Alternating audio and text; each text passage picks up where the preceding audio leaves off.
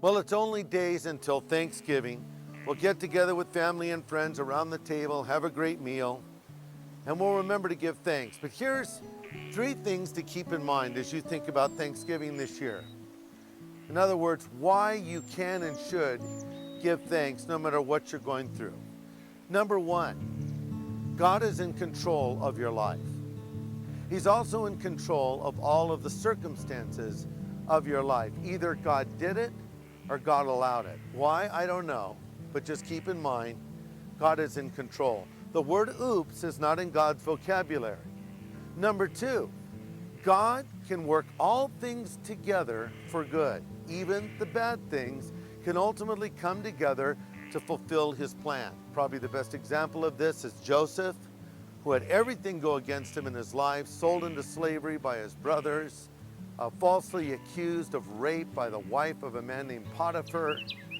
All kinds of bad things happened, but ultimately God used these things and put him in a position to help others. And his very brothers who sold him into slavery had to meet Joseph one day, and he said to them, "You meant this for evil, but God meant it for good, to save many people alive." Whatever you're going through, God can use it for good. And finally, and maybe most importantly, God is looking out for our eternal benefit. See, I tend to think about what's going to make life easier for me in the here and now. I don't think a lot about the by and by. But here's something to consider. After Romans 8:28 comes Romans 8:29. Romans 8:28, all things are working together for good to those that love God and are the called according to his purpose. Romans 8:29, for whom he did foreknow, he also did predestine to be conformed into the image of his own dear Son. So put it all together. God takes all the things in our life, works them together for good to make us more like Jesus. That's God's end game. That's his ultimate goal, to make us more like Jesus Christ. So we may not fully understand all the things that have happened to us in this life until we get to heaven.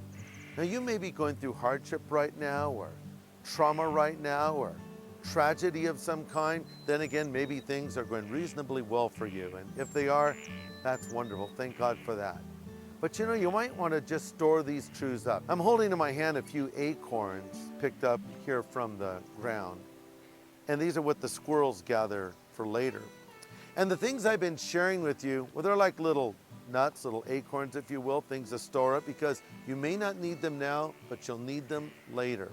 When trial hits, when hardship hits, when tragedy hits. Oh yeah, that's right. The Bible says God works all things together for good to those that love him.